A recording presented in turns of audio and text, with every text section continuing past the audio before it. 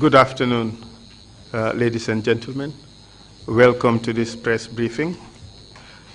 This is the first press briefing that I am hosting in my capacity as lead counsel of the TRRC. After consultations between myself, the chairman, the commissioners, and the executive secretary, it has been decided that I should host regular press briefings so as to assist the general public to understand what is going on in the TRRC. In that regard, I look forward to meeting you regularly in these briefings. Lately, the Commission has received a number of requests from interested Gambians for clarification or explanations of some of the procedural arrangements of the TRRC. This is partly due to the fact that the rules of procedure of the TRRC dated 7 January 2019 are still provisional and as such have not yet been published. I will now endeavor to answer some of the queries that have been raised. The first issue deals with the objective and mandate of the TRRC. As many of you are aware, the TRRC is a truth-seeking exercise. According to Section 13 of the Act, the objectives of the Commission are to A, create an impartial historical record of the violations and abuses of human rights that occurred in the Gambia during the 22-year rule of Jammeh. That is July 1994 to January 2017. Subparagraph 1, that is to promote healing and reconciliation. Subparagraph 2, to respond to the needs of the victims. Subparagraph 3 is to address impunity. Subparagraph 4 is to prevent a repeat of the violations and abuses suffered by making recommendations for the establishment of appropriate preventive mechanisms, including institutional and legal reform. And B is to establish and make known the fate and whereabouts of disappeared victims. And objective C is to provide victims an opportunity to relate their own accounts of the violations and abuses suffered. And finally, to grant reparations to victims in appropriate cases. I must emphasize that the TRRC is not a witch-hunting exercise. It is a victim-centered process that is aimed at establishing the truth about the violations and abuses of human rights that occurred in our country. It is also not a criminal trial. It is for this reason that the Commission endeavors to remove many of the features that would liken the process to a court. The success of the process, however, depends to a large extent on the ability of the Commission to get to the truth of what happened. In this regard, success would be easily attained if witnesses cooperate by providing truthful accounts. False or misleading testimony would only derail the Commission or lead it into error. It is for this reason that the Commission encourages all witnesses, including perpetrators, to speak the truth and nothing but the truth. According to Section 19 of the Act, the Commission may recommend the granting of amnesty under certain terms and conditions to a perpetrator who makes full disclosure of his or her involvement in human rights violations and expresses remorse for his or her own acts or conduct. But Section 15(2)(b) makes it a criminal offense to intentionally provide misleading or false information to the Commission.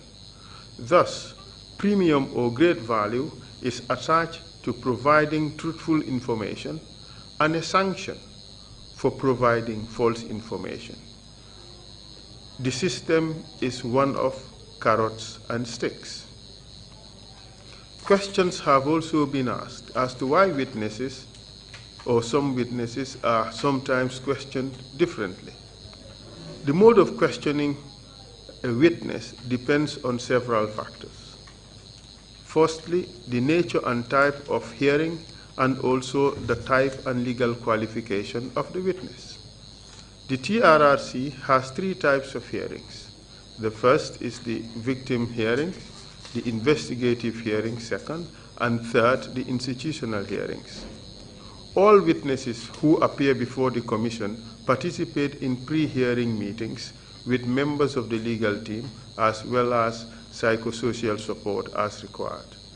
The legal team assesses the level of cooperation and credibility of witnesses. As a result of the pre-hearing meetings, some uncooperating witnesses become cooperative. However, for a limited number of witnesses, in spite of the information put to them, are willing to appear but refuse to be truthful on certain issues. Victim hearings are those in which the person testifying is a victim and talking about her or his own victimization. In such hearings, the mode of questioning is often neutral or open. Among the reasons for this approach are to avoid re-traumatization, avoid being insensitive to the victim's plight, or to empower the witness and provide them a platform for the victim to give an account of his or her own victimization as mandated by the Act. For victim hearings, there is hardly ever any need to robustly question or cross-examine the victim. With regards to investigative or institutional hearings, there is no direct victim. The witnesses in these types of hearings are normal witnesses of fact or persons adversely mentioned. According to the provisional rules of procedure of the TRRC, normal witnesses of fact are questioned using the normal open questions format. There is hardly any need to confront the witness unless there is reason to believe that the witness is not forthcoming or providing false or misleading information. In such instances, the witness may be cross-examined. With regards to persons adversely mentioned, they too could be questioned using the open questions format. Just like normal witnesses, the mode of questioning may change depending on the posture of the witness. Where the witness is evasive, uncooperative, misleading, or hostile, the witness may be questioned more robustly or even cross-examined in order to elicit the truth. In addition, counsel has an obligation, based on the rules of fairness, to put the case or allegations to the adversely mentioned person and give her or him the chance to answer.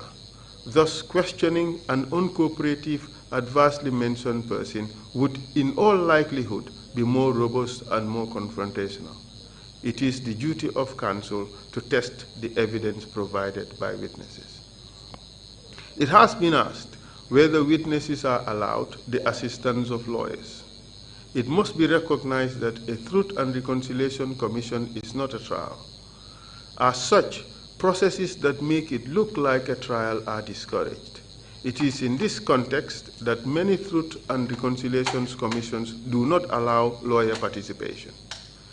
In the Gambian model, however, there are overarching rules of natural justice and procedural fairness. It is because of that the provisional rules of procedure mandate that persons adversely mentioned may appear with and be assisted by a lawyer with limited rights of audience. The process of using a lawyer is, however, optional. So far, no witness has used it. However, it is important to note that witnesses who have been adversely mentioned have been served with notices of adverse mention and provided with the relevant excerpts of the rules of procedure and have been informed of the right of their right to be assisted by counsel in the hearing. Additionally, during meetings with the relevant witnesses, they are informed of the right to be assisted by counsel during interview and testimony. We know that some witnesses who have been summoned or subpoenaed to testify are currently working with lawyers in preparation for their testimony. Like I have said in the beginning, this is neither a witch hunting exercise nor a trial. We try to elicit the truth from witnesses in a very respectful manner. However, where witnesses are uncooperative, misleading, or play games, we have an obligation to use the repertoire of skills in our toolbox to tackle the situation. If we don't, more witnesses will come and treat the Commission with contempt and ridicule. We would not allow anyone to get away with that.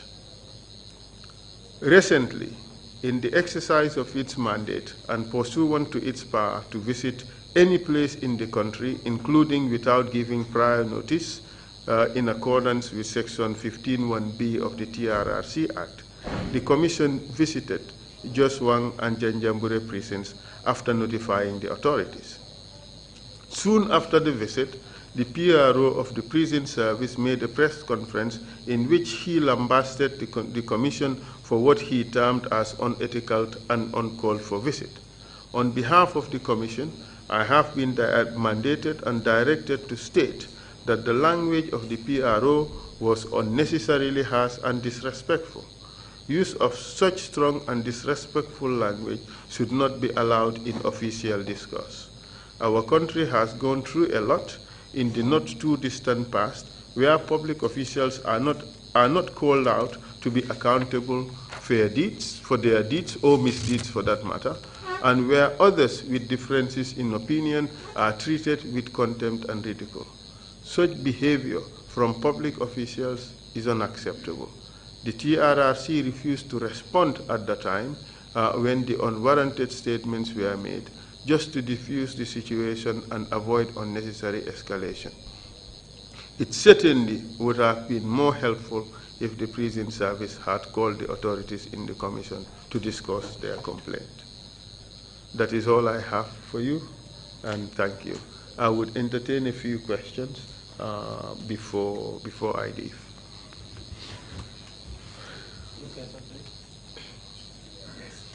Yes. Could you state your name, the paper you represent, or the outfit you represent, and then ask your question? Yusuf Taylor for Ganaco. That's the mic. If you can hear you.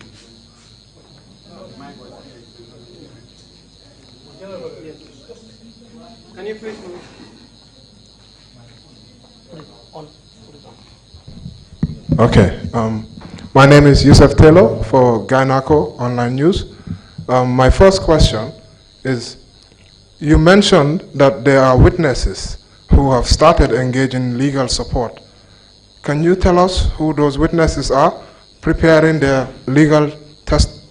getting legal support for their testimony? And what do you make of the arrest and charges on JCB Mendy and others? Thank you very much for your question. The first question really is a no-go for me. This is confidential information which I cannot just pass on to the press just like that. I think it suffices for the public to know that indeed there are some adversely mentioned persons who are resorting to legal advice and legal support in preparation for their testimony. I think that should suffice, really. I cannot go any further than that. You have asked a question regarding the arrest of JCB Mendy and probably some other people. That is a matter you should direct to the Minister of Justice. The arrest was done on the instructions of the Attorney General in exercise of his authority under the Constitution. It is not a matter for the TRRC, and therefore we make no comment on that particular issue. You must realize that apart from the TRRC process, the Attorney General has certain responsibilities, and in his abundant wisdom, he exercised those responsibilities. The TRRC has nothing to say about that, except to reinforce the point that there is a value to speaking the truth, and there are also sanctions for lying in this process. I'm not suggesting that that is the basis for the arrest, but these are important points that we should bear in mind. Thank you. I hope that answers your question. Yes, please. The gentleman in the long sleeve shirt.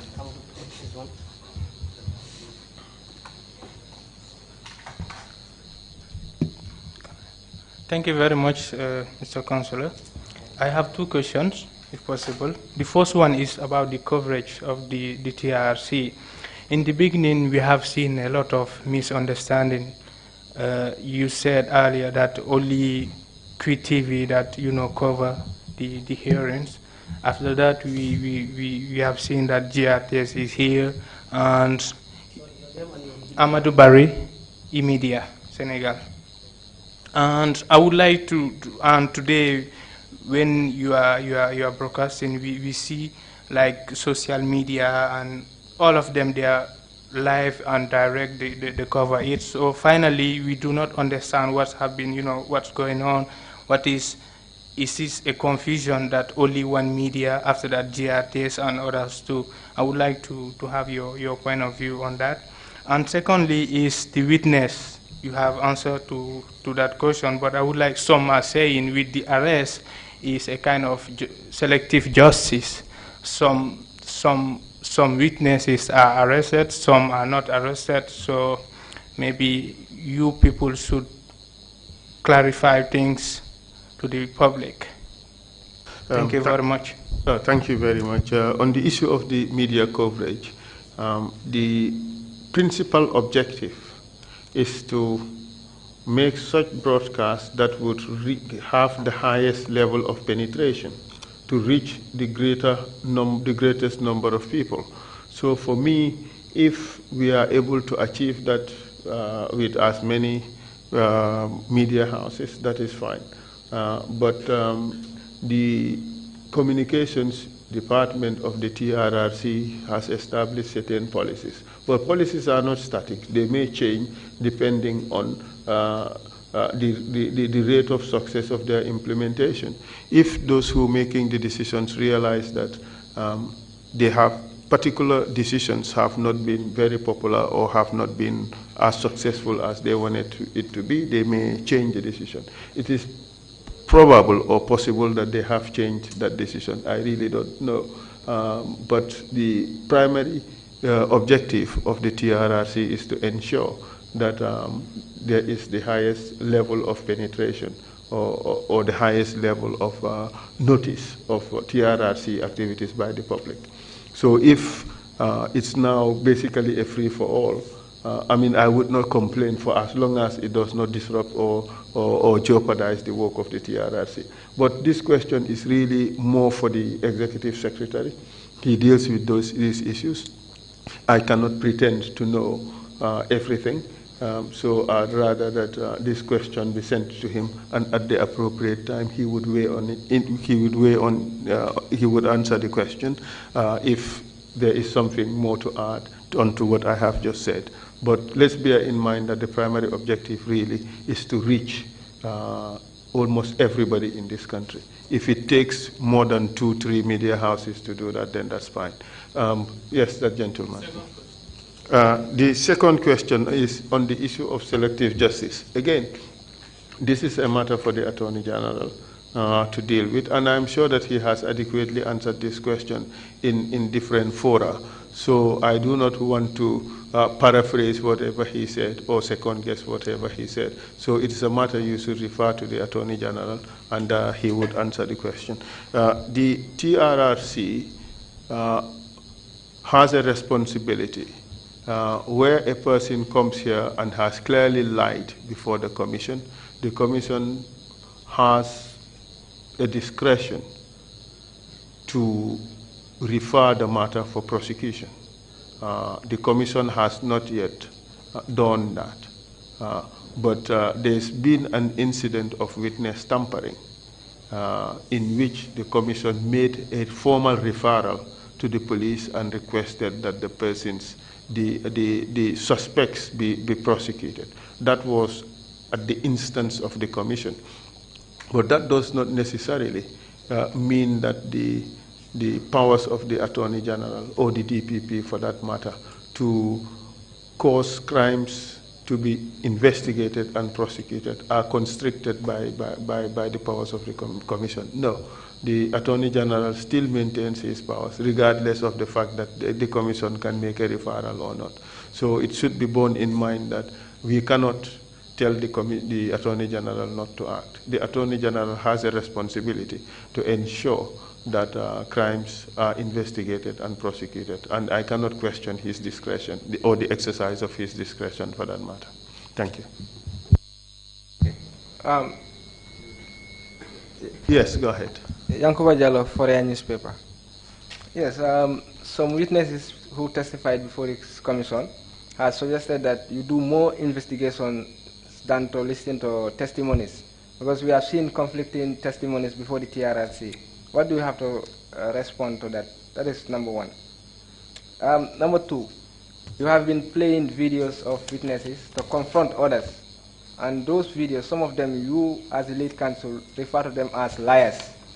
And now you're using those videos to prove another one that is a liar. So these are two confusing things. Let me start with the second one. For the non-lawyer, it may appear that it does not make sense. But for the lawyer, this makes perfect sense. There is what is called divisibility of credibility of witnesses.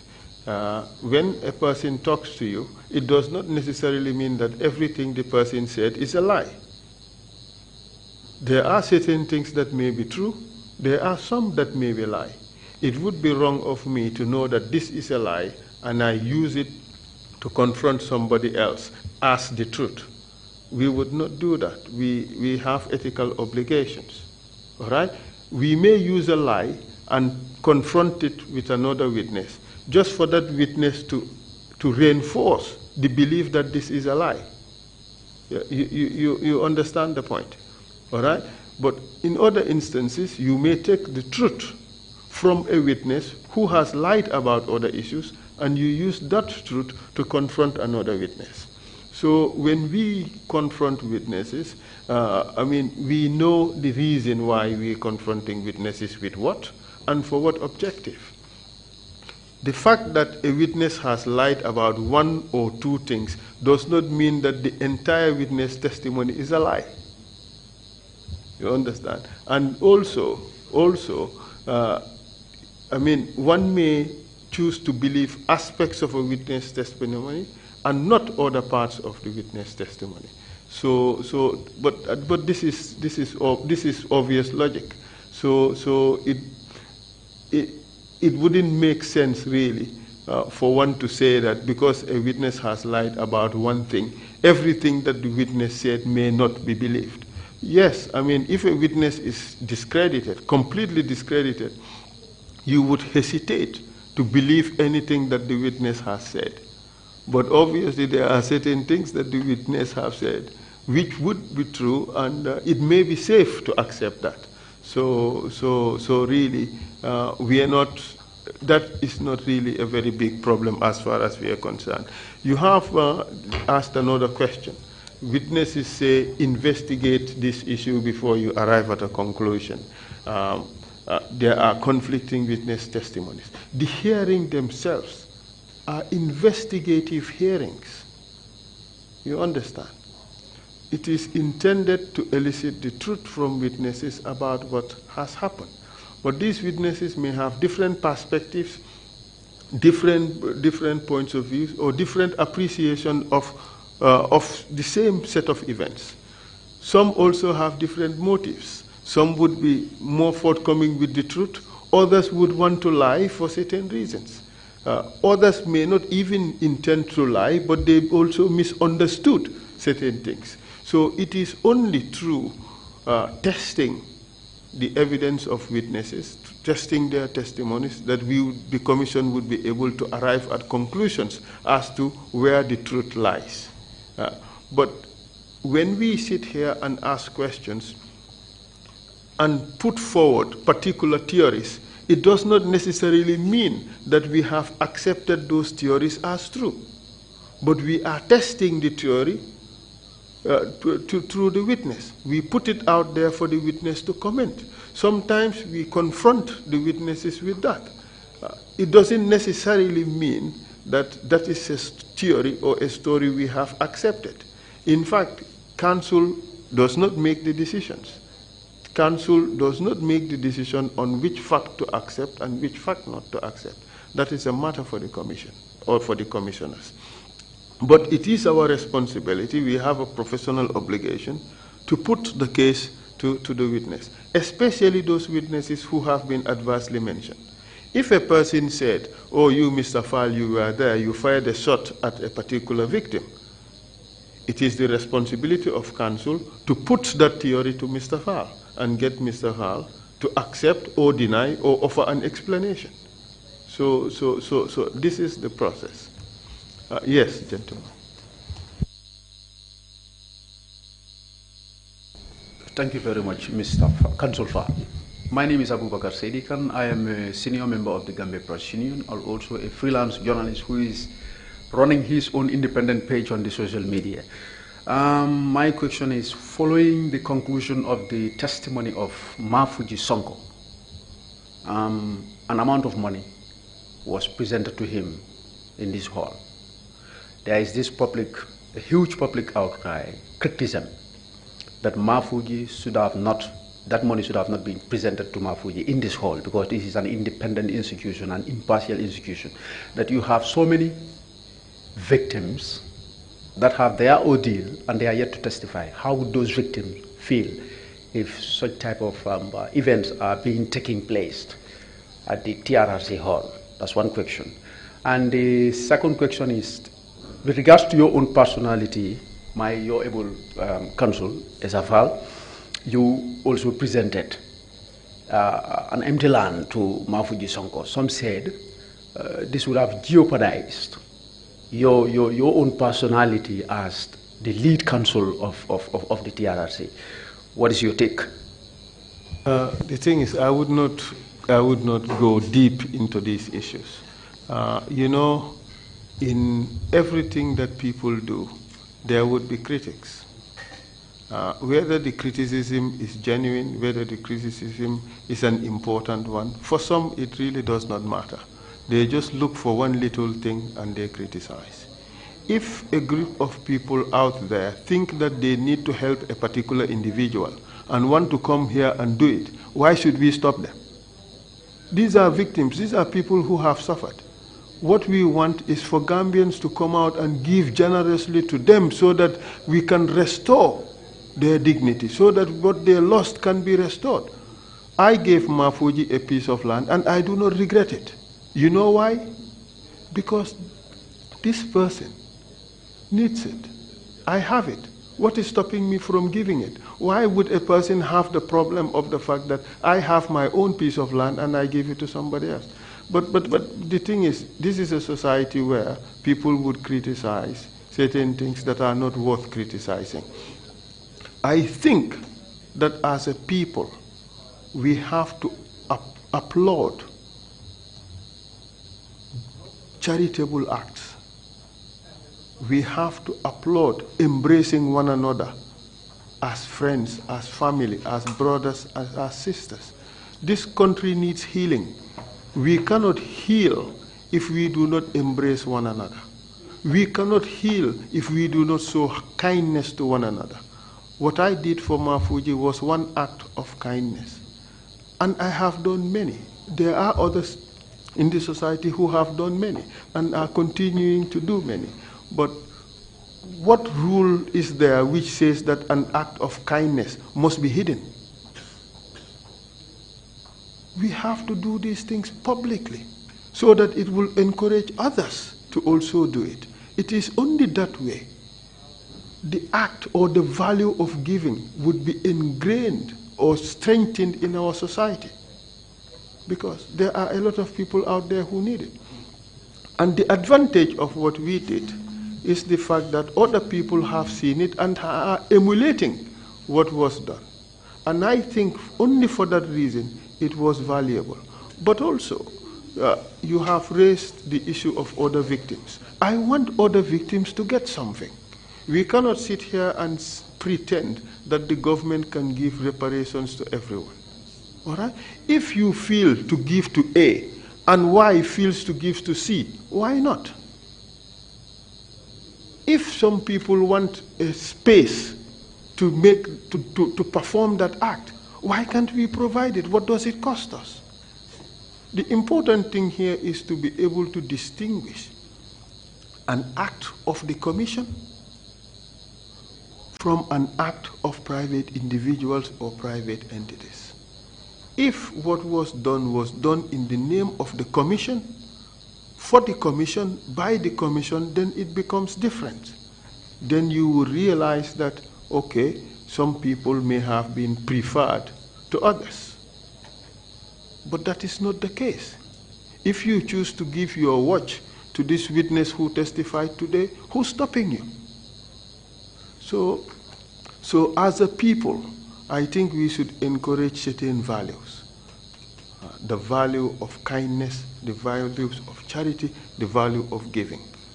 And I do not think that that is something that is worthy of criticism. But people have their different points of view, and I leave it at that. Thank you. Sorry, please, yes. one more question. We are running out of time. Yes.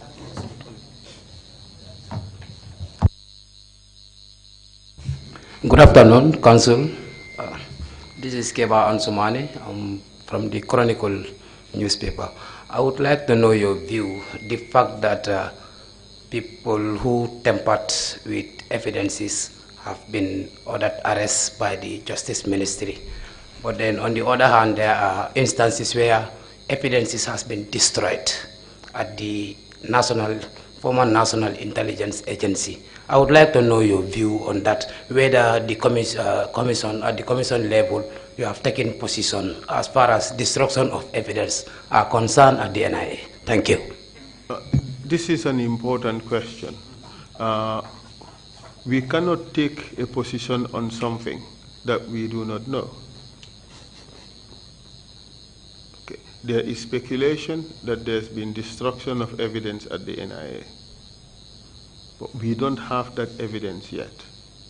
But be rest assured that the Commission has a mandate. Destruction of evidence is one important element of that. We have to pay attention to destruction or concealment of evidence. So one of the investigative themes of the NIA, of the Commission, is to have institutional hearings of certain targeted institutions. So we would see what happens.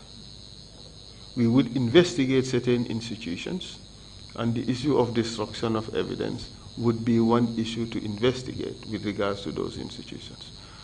So we have to cross that bridge when we get there. But be rest assured that the Commission would not see or would not have evidence of deliberate destruction of evidence and would not do anything about it. It is our responsibility to do something about it, and be rest assured we will do something about it.